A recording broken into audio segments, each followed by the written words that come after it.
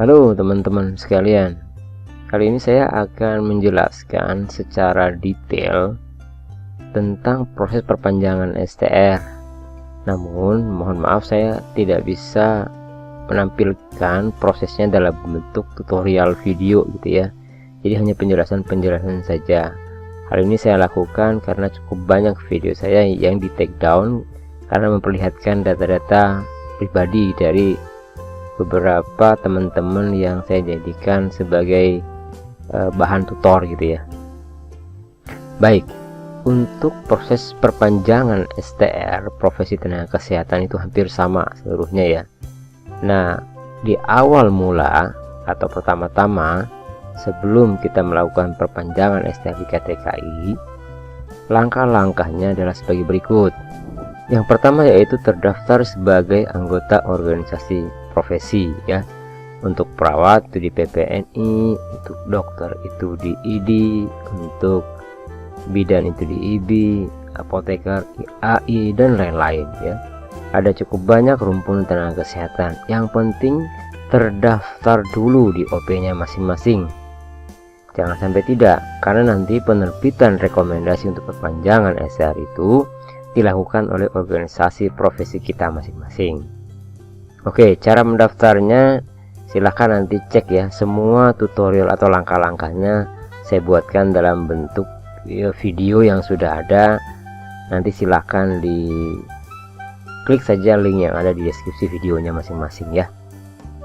Oke, setelah kita terdaftar dan memiliki nomor induk registrasi anggota, kalau PPNI NIRA namanya, kalau profesi lain barangkali hampir sama saja. Yang kedua adalah pastikan bahwa SKP kita telah lengkap sesuai aturan organisasi profesi. Nah, jadi sebaiknya sebelum kita memperpanjang STR atau setelah kita lulus kuliah, sebaiknya kita langsung terdaftar di OP masing-masing. Karena nanti perhitungan SKP itu dihitung sejak STR terbit. Ya, nah sekarang itu kan tidak sama dengan dulu. Kalau dulu tanpa terdaftar di organisasi profesi kita bisa langsung ngurus STR. Sekarang tidak bisa, harus terdaftar dulu di OP masing-masing, baru kita mulai bisa mengurus STR-nya.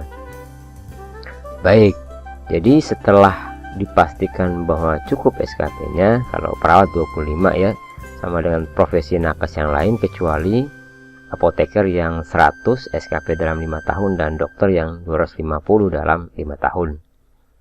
Nah, setelah tadi kita ya sudah memastikan cukup SKP-nya apa saja itu ya.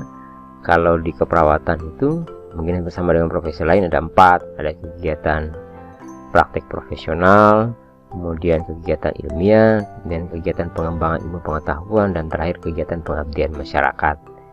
Ya, silakan saja di searching bagaimana cara mendapatkan SKP tersebut ya.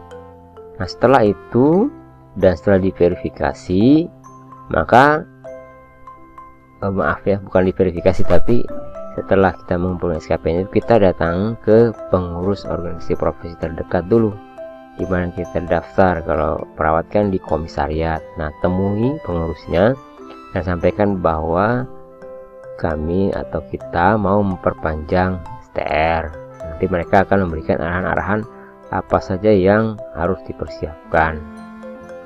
Setelah itu kita mengajukan verifikasi SKP yang telah dikumpulkan sepanjang STR berlaku tadi secara offline atau online ya. Kalau di beberapa kepengurusan itu diperiksa dulu secara manual, betul tidak dokumennya itu ya. Kalau dia salah nanti akan diminta perbaikannya. Nah, setelah itu diinput ke dalam borang PKB. Kalau PPN-nya ada borangnya. Kalau profesi lain saya kurang tahu, mungkin ada yang sudah pakai borang online atau masih manual. Kemudian nanti rekomendasinya terbit secara online ataupun offline. Itu tergantung kebijakan setiap OP masing-masing. Yang jelas kalau keperawatan atau PPN ini sudah online seluruhnya. Nah, ini kalau ada permintaan verifikasi manual, biasanya dokumennya untuk membuktikan bahwa itu benar dan bukan dokumen yang diada-adakan gitu ya. Nah, setelah itu diverifikasi secara online dan dicukupkan 25 SKP-nya, kemudian nanti akan terbit rekomendasi OP dari provinsi, kalau di PPN itu DPW PPNI-nya masing-masing. Nah, ini siapa yang mengurus? Pengurus DPD-nya, pengurus daerahnya yang menguruskan. Ya, karena supaya terarah gitu ya. Jadi tidak anggota sendiri yang mengurus, tapi pengurus organisasinya. Pengurus organisasi level DPD itu ya, kalau di PPN itu wajib memberikan waktu, misalnya waktunya seminggu, silahkan ditunggu nanti kasih infonya. Kalau sudah terbit, cepat segera berikan infonya.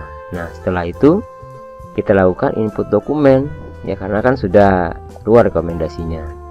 Nah, kalau beberapa profesi sudah link dengan KTKI langsung, jadi tidak lagi diupload dalam websitenya KTKI, tapi sudah secara otomatis terlink, sehingga item untuk mengupload itu tidak tampil lagi di KTKI ya. Isi semua data-datanya sesuai dengan isian datanya, termasuk dokumen-dokumennya dibaiki ya. Silahkan buka juga di deskripsi apa-apa saja yang harus dipersiapkan untuk dokumen perpanjangan STR di KTKI ya. Gak banyak, cuma 3 biasanya. Hanya ada foto, kemudian STR lama dan keterangan sehat. Sementara rekomendasi sudah link biasanya. Pantau emailnya ya secara berkala, atau ke website, masuk dengan PIN dan email yang gunakan. Lihat di sana, kalau misalnya disetujui akan terbit kode billing, segera bayar. Itu waktunya cuma 5 hari, jangan lama-lama ya. Setelah itu udah dibayar, tinggal nunggu aja sampai nanti diterbitkan STR elektroniknya. Akan beritahuan lewat email biasanya, atau bisa cek langsung di websitenya. Setelah itu kita bisa lakukan download dokumen elektronik STR secara online di website KTKI ya. Jadi tidak lagi dikirim lewat kantor pos. Oke ya teman-teman, itu seluruhnya rangkaian prosesnya. Panjang ya prosesnya, namun kalau dilaksanakan saja saya yakin akan terbitnya semuanya mudah saja. Nah, silakan untuk detail-detail setiap langkah-langkahnya sudah saya tampilkan di deskripsi video ini. Jadi teman-teman bisa searching, mudah-mudahan videonya masih ada, karena cukup banyak video yang dari channel saya ini yang di take down oleh YouTube karena tadi menampilkan data-data sensitif ya.